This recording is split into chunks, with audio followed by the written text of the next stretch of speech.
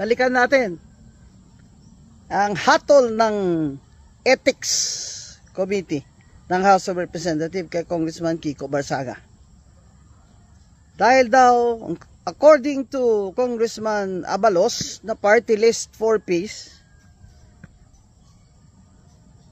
minority leader pa yan ha, assistant minority leader. Ang asal daw at ugali ni Congressman Kiko Barsaga ay hindi ayon sa kanilang standard. Mahirap po yan. Kung ang ugali namin ay kailangan maging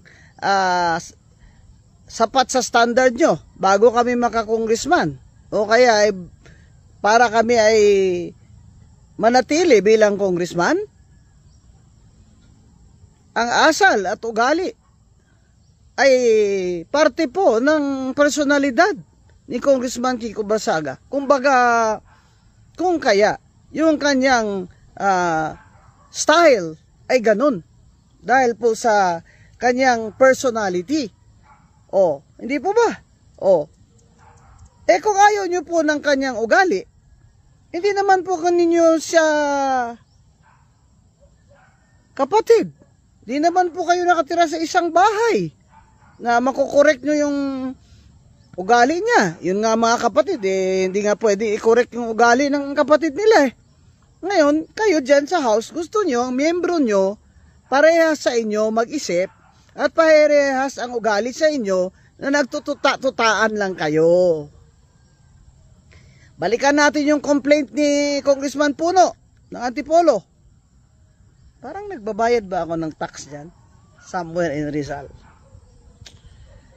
Inunahan mo kasi, Congressman Puno. Sinabi mo na may something. Sinabi mo na may is unwell. Masama ang may katok si Kiko Barsaga. Sinagot ka na mabuti na yung may something kung may katok man ako, pero hindi ako magnanakaw kagaya nyo. Ngayon, sinagot ka. Galit ka? What the fuck? Congressman Puno, you're already, how old are you? If you can't take it, don't dish it out. You can dish it out, but you can't take it? Fuck!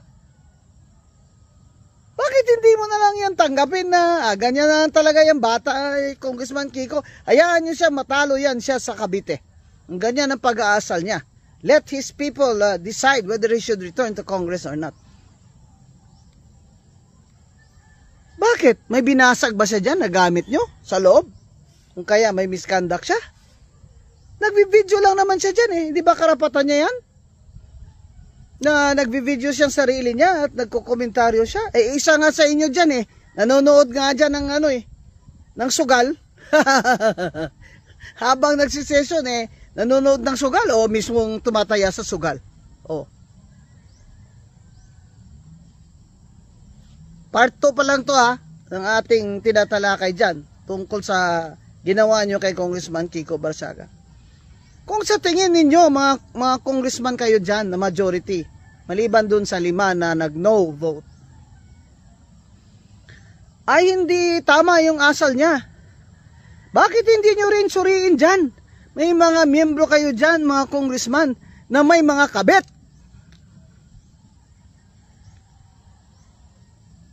Puta kayo nga dyan, may kabit eh. Ito nga si Kiko sinasabi lang magnanakaw si BBM. Ano masama kung ang congressman magsabi na magnanakaw ang presidente? Hindi ba yon part ng freedom of speech natin sa konstitusyon? Na siyang pinapatibay ng ating saligang batas? Iba nga sa inyo dyan nagsushort time sa Starlet wag nyo ako pipilitin Puta kayo, ako, chismosa din ako kuminsan Wag nyo akong pipilitin, dahil pagkaharapan tayo sa susgado, sasabihin ko talaga, kayo nga dyan, nagsushort time sa Starlet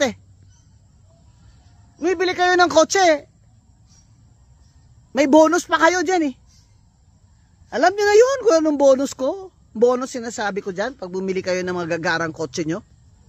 Alam ba yan ng mga asawa nyo? Ethics kayo, sabi nyo, ethical kayo Ethical ba kayo? Sa pamumuhay nyo, moral ba kayo?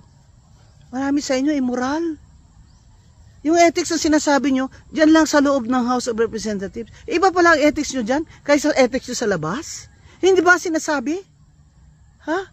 Na you must live simple lives. And kahit saan kayo, congressman kayo. Kahit nasa kubeta kayo, congressman kayo. May mga katungkulan kayo sa bayan na maging marangal na mga tao at babae.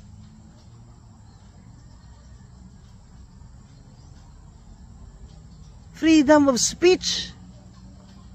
Freedom of speech ang pinag-uusapan natin dito. Hindi yung kung sino ang sa tingin nyo ay tamang ugali bago mag-congressman. Eh puta kayo dyan. Eh kung ganyan pala wala nang hindi na pwedeng magmura dyan. Eh kung wala ka naman minumura, nagmumura ka. Anong sinabi ng Supreme Court? Pag sinabi mo, putang! That is an expression of disgust. That is not libel. That is not slander. Eh kayo nga dyan, may mga kabit kayo Ba't hindi nyo kaya? Lahat ng may mga kabit dito ay motu proprio. Ang Ethics Committee ngayon ay magsusuri na. Lahat ng mga anybody, mga kababayan, sumulat kayo kay Speaker D na si ganito, si ganyang congressman may kabit. Ilagyan mo anonymous. Pero pag ikaw ay sabihin mo pinatawag ay maaari ka namang magsumite ng iyong salaysay basta nakatakip lang yung mukha mo. Kasi hindi ka naman miyembro ng House Pero kung ganyan, Ethics Committee, pwede ba, kailangan ba congressman talaga ang mag-file dyan kontra sa isang congressman din? Dapat, inayaan nyo si Congressman Kiko Barsaga. Dahil yun ang paniwala niya. Demokrasya ito. Hindi pwede ang tinatawag na prior restraint.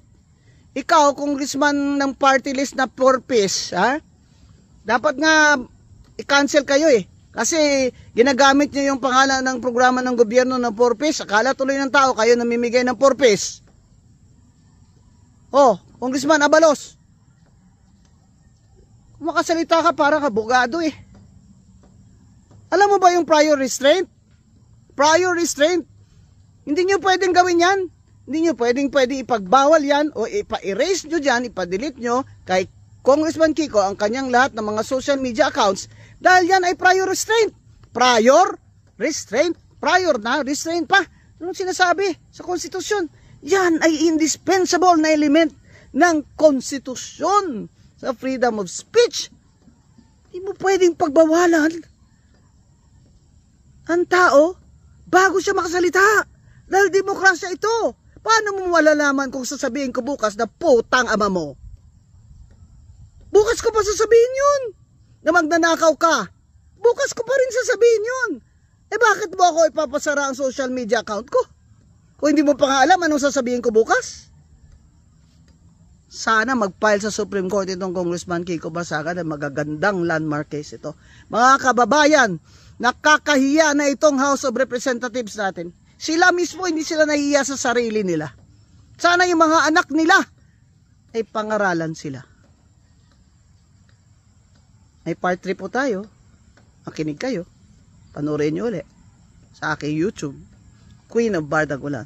Makikita tayo ulit. Attorney Rowan Neguanzon po. Ang inyong